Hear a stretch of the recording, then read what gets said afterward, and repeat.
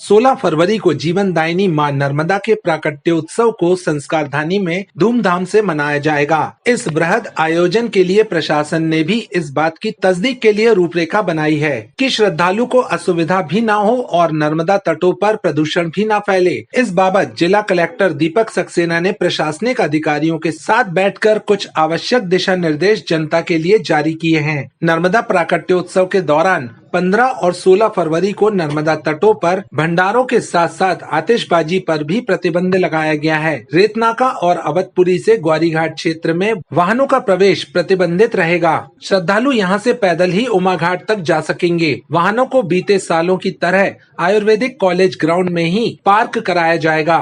उमा घाट पर दुकानें लगाने पर प्रतिबंध लगाया गया है। भंडारों के साथ साथ प्रसाद वितरण भी नहीं करने दिया जाएगा। स्वच्छता का विशेष ध्यान रखने के निर्देश अधिकारियों को दिए गए हैं। इसके साथ डीजे और लाउड स्पीकर्स को भी प्रतिबंधित किया गया है। नर्मदा जयंती में इस बार जो है लाखों लोग जो है श्रद्धालु ग्वारी घाट पे आएंगे, उमा घाट पे, और उनके लिए व्यवस्थाएं जो की गई हैं उसमें सबसे बड़ी व्यवस्था में हमने परिवर्तन यातायात व्यवस्था में किया है। अभी 2 जगह से एंट्री हम ग्वारीघाट क्षेत्र में नो व्हीकल जोन बना रहे हैं।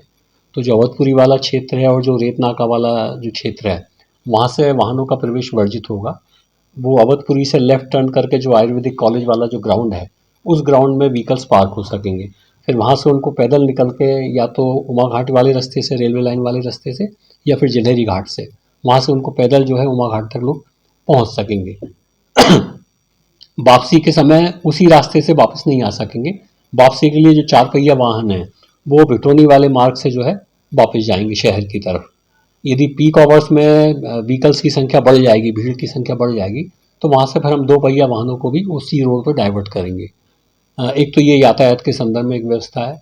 दूसरा एक परिवर्तन भंडारा व्यवस्था में हुआ है, जो माननीय मंत्री महोदय ने बैठक ली थी और वहाँ पे उपस्थित, घाट पे उपस्थित सभी नागरिकों ने ये वाली बात कही थी कि भंडारा की व्यवस्था से परेशानी होती है और भगदड़ मचने की संभावना बनती है। तो भंडारा के लिए उमा घाट पर प्रतिबंधित कर दिया गया क्षेत्र को। वहाँ पर प्रसादी वितरण भी नहीं होगा, क्योंकि लोग क्या है बोरों में या डलियों में भर के प्रसाद ले जाते हैं और फिर वहाँ बांटते हैं, तो उसमें भी भगदड़ मचने की संभावना रहती है। तो अब हमने जो है मेन रोड पर जो है वो भंडारा के लिए स्थान चयनित कर दिए हैं पुलिस ने, यातायात पुलिस ने और नगर निगम ने। उन जगह पर जाके लोग जो है वो भंडारा करा सकते हैं। दूसरा जो एक दिक्कत जाती है वो जाती है लाउड स्पीकर की आवाज़ से। डीजे और लाउड स्पीकर इतनी तेज़ आवाज़ में बजाए जाते हैं कि जो प्रशासन के पब्लिक एड्रेस सिस्टम है, सुरक्षा की दृष्टि से जो लगाए जाते हैं, जिनसे लोगों को संदेश पहुंचाया जाता है, इनकी आवाज़ नहीं पहुंच पाती। तो हमने इस बार ये भी कोशिश कर रहे हैं, इनको समझाया भी हमने, डीजे वालों के साथ हमारे जो ऑफिसर्स हैं वो लगातार बात कर रहे हैं कि उसकी आवाज़ एक कम वॉल्यूम पर उसको रखेंगे, ताकि पब्लिक के लिए जो मैसेज प्रशासन द्वारा दिए जाएँ वो सही समय पे पहुंचे जाएं। एक बड़ी दिक्कत जो मेरे को भ्रमण के समय स्थानीय लोगों ने बताई है वो ये है कि फटाके और आतिशबाजी का प्रयोग होता है, और आप जानते हैं कि भीड़ भरे क्षेत्र में यदि फटाके या आतिशबाजी फटते हैं तो किसी भी तरह की गंभीर दुर्घटना हो सकती है। तो इस बार हमने 15 और 16 तारीख को नर्मदा तट के घाट पर जो है वो आतिशबाजी का और फटाकों का उपयोग करना प्रतिबंधित किया है। तो ये नर्मदा जयंती की तैयारियों के संबंध में है। हमारी टीमें लगातार लगी हुई हैं और समय से पहले हम जो है ऐसी व्यवस्थाएं कर देंगे कि श्रद्धालु आसानी से, सुविधाजनक तरीके से नर्मदा के तट पर पहुंच सकें और नर्मदा जयंती मना सकें।